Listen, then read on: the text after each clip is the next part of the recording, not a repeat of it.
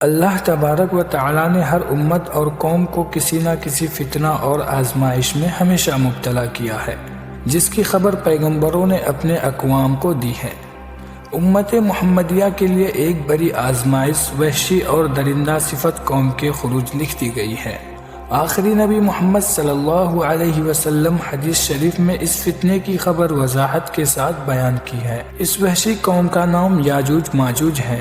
یہ وہ قوم ہے جن کی پیشن گوئی نہ صرف نبی صلی اللہ علیہ وسلم نے کی بلکہ توریت انجیل میں بھی اس کا ذکر ملتا ہے، جسے گوگ اینڈ موگگ کہا جاتا ہے۔ دراصل یاجوج ماجوج حضرت نوح علیہ السلام کے تیسرے بیٹے یافس کے اولاد میں سے ہیں۔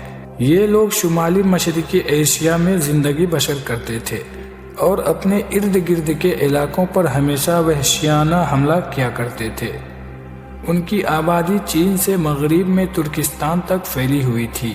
روایتوں میں آتا ہے کہ یاجوج ماجوج بنی آدم میں سے ہے اور اگر انہیں پوری دنیا میں چھوڑ دیا جائے تو تباہی مچا دیں گے اور لوگوں کی معیشت تباہ کر ڈالیں گے۔ ان میں سے ہر کوئی آدمی اس وقت تک نہیں مرتا جب تک کہ وہ اپنے 1000 یا اس سے زیادہ اولاد نہ دیکھ لیتے۔ ان کے چہرے ڈھال کی طرح ہوتے ہیں۔ یہ لوگ لمبے قد کے ہوتے ہیں جو صنوبر کے درخت کے مانند ہے۔ ان میں سب سے لمبا شخص 3 بالشت کا ہوتا ہے۔ یہ جس جاندار کے پاس سے گزرتے ہیں انہیں کھا جاتے ہیں۔ یہ موسم بہار میں اپنے غاروں سے نکلتے ہیں اور سبزہ کھاتے ہیں۔ ان کے پنجے اور دانت درندوں کی طرح ہوتے ہیں۔ ہزاروں سال پہلے اس روئے زمین پر اللہ کے ایک نیک بندے کا حکومت تھی جنہیں ذوالقرنین کے نام سے جانا جاتا ہے۔ اللہ رب العزت نے ذوالقرنین کو زمین کے ایک بڑے حصے پر بادشاہت عطا فرمائی تھی۔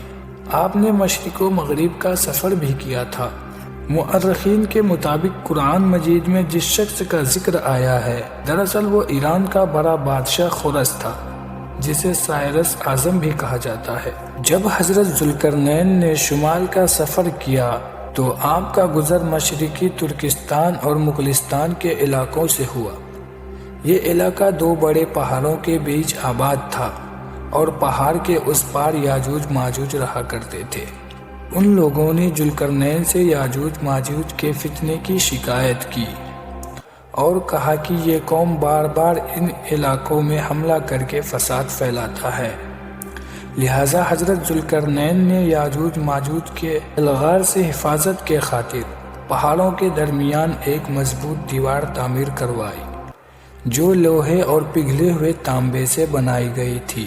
تعمیر مکمل ہونے کے بعد آپ نے اللہ کا شکر ادا کیا اور لوگوں کو آگاہ کیا کہ یہ دیوار وقتی طور پر اس قوم سے حفاظت کرے گی، لیکن ہر چیز فنا ہو کر رہتی ہے، لہٰذا ایک دن دیوار بھی ٹوٹ جائے گی اور یاجوج ماجوج ان علاقوں سے نکل کر تمام زمین پر پھیل جائے گی، جیسا کہ اللہ نے قرآن مجید میں ارشاد فرمایا، یہاں تک کہ جب یاجوج ماجوج کھول دیے جائیں گے اور وہ ہر بلندی سے دوڑتے ہوئے آئیں گے اور سچا وعدہ قریب آنے لگے گا۔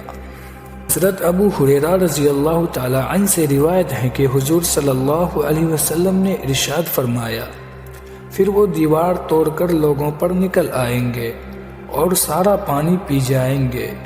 ان کے اگلے افراد بحر تبریہ سے گزریں گے تو اس کا سارا پانی پی جائیں گے اور ان کے آخری افراد وہاں سے گزریں گے تو کہیں گے کہ کبھی یہاں پانی ہوا کرتا تھا، اور حضرت عیسیٰ علیہ السلام اور ان کے ساتھی میسور ہو جائیں گے، یہاں تک کہ بیل کا سر تمہارے موجود 100 دیناروں سے زیادہ قیمتی ہو جائے گا۔ وہ اپنا تیر آسمان کی طرف پھینکیں گے جنہیں اللہ تعالیٰ خون لگا کر نیچے پھینکے گا، تو وہ کہیں گے ہم نے آسمان والوں پر بھی غلبہ پا لیا جس طرح ہم اہل زمین پر غالب ہیں۔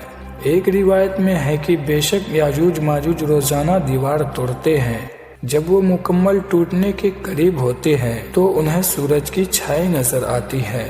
اتنے میں ان کا بڑا کہتا ہے چلو باقی کل توڑیں گے۔ اگلے دن اللہ اس دیوار کو پہلے سے بھی زیادہ مضبوط بنا دیتا ہے۔ جب ان کی قید کی مدت ختم ہو جائے گی اور اللہ تعالیٰ انہیں لوگوں کے سامنے ظاہر کرنا چاہے گا تو اس دن جب وہ سورج کی چھاؤں دیکھیں گے تو ان کا بڑا کہے گا چلو انشاءاللہ باقی کل توڑیں گے۔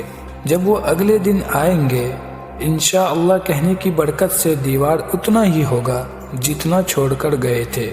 یوں وہ باقی دیوار توڑ کر باہر آ جائیں گے۔ دیوار توڑنے کے بعد یہ زمین میں خوب قتل و غارت گری کریں گے۔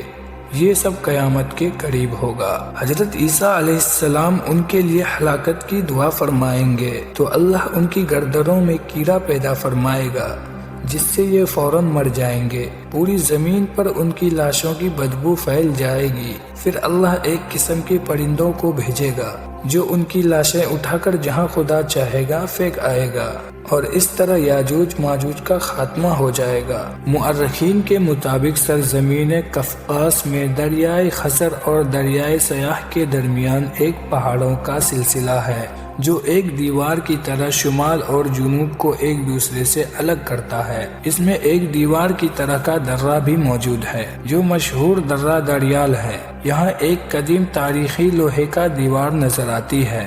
اس دیوار پر بہت سے لوگوں کا نظریہ یہ ہے کہ دیوار ذوالقرنین یہی ہے، جبکہ کچھ مؤرخین دیوار چین اور دیوار ترمس کو دیوار ذوالقرنین مانتے ہیں۔